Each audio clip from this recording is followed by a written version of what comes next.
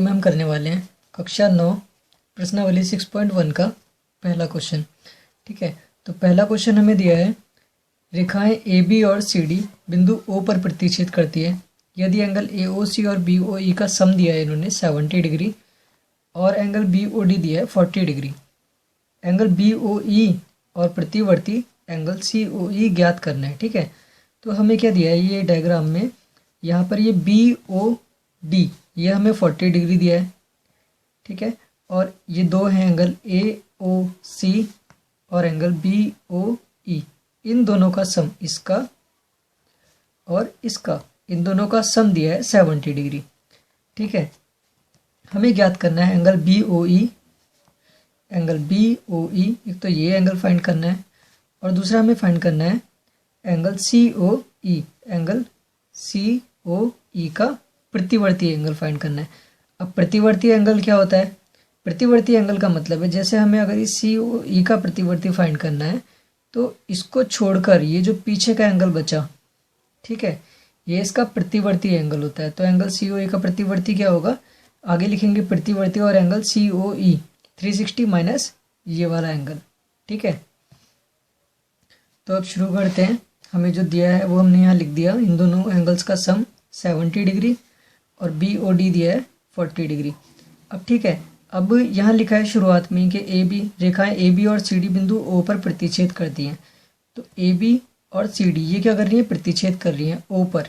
ठीक है, ये इसका मतलब सीधी रेखाएं हैं और सीधी रेखाएं जब प्रतिच्छेद करती हैं आपस में तो उनके आमने सामने के एंगल बराबर होते हैं। तो ये एंगल ए ओ सी बराबर होगा एंगल बी ओ डी के। ठीक है, तो यहाँ लिख देते हैं एंगल ए ओ सी बराबर होगा एंगल बी ओ डी के।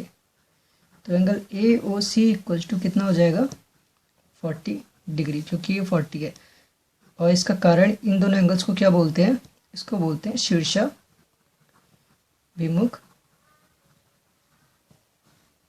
कोण। ठीक है, अब हमें ये वाला एंगल तो मिल गया, कितना, 40 डिग्री का।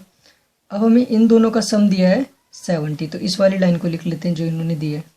यहाँ लिख देंगे angle A O C plus angle B O E equals to 70 degree. ये क्या है, हमें दिया है। ए ओ सी अभी हमने निकाला, कितना आ गया, 40 degree plus angle B O E equals to 70 degree.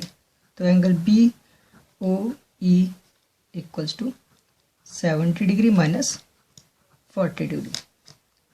तो angle B O E equals to कितना आ गया, 30 डिग्री। ठीक है, तो एंगल ये वाला कितना मिल गया हमें, 30 डिग्री। ये पूछा था हमसे, है ना, ये वाला एंगल बी ओ ई जो था पूछा था, इसलिए इसको ब्रैकेट में बंद कर देते हैं। ठीक, अब हमसे पूछा है प्रतिवर्ती एंगल सी ओ ई।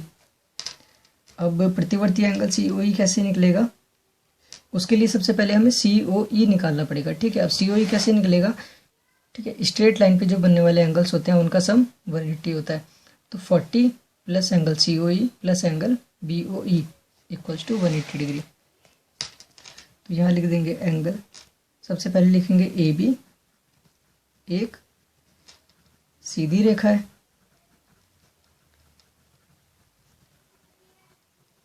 ठीक है, इसलिए angle A O C plus angle C O E plus angle B O E equals to 180 degree. तो एंगल ए ओ सी हमने निकाला था, कितना आ गया, 40 degree plus angle C O E plus B O E कितना आया, 30 degree equals to 180 degree. तो angle C O E 40 plus 30 70 degree equals to 180 degree. तो angle C O E equals to कितना आएगा, 180 degree minus 70 degree equals to 110 degree. तो angle C O E equals to कितना आ गया, 110 degree. अब हमें जब भी प्रतिवर्ती एंगल निकालना होता है तो हम क्या करते हैं, उसे 360 में से माइनस करते हैं। जैसे हमें निकालना है एंगल सी ओ ई का प्रतिवर्ती, तो यहाँ लिखेंगे प्रतिवर्ती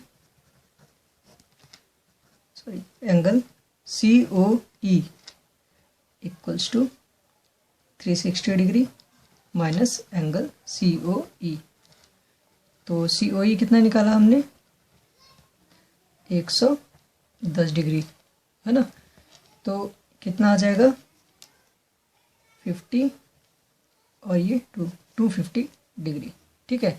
तो प्रतिवर्ती एंगल कितना निकल गया, प्रतिवर्ती एंगल हमारा निकल गया एंगल COE, प्रतिवर्ती एंगल COE कितना आ गया हमारे पास 250 डिग्री, ठीक है।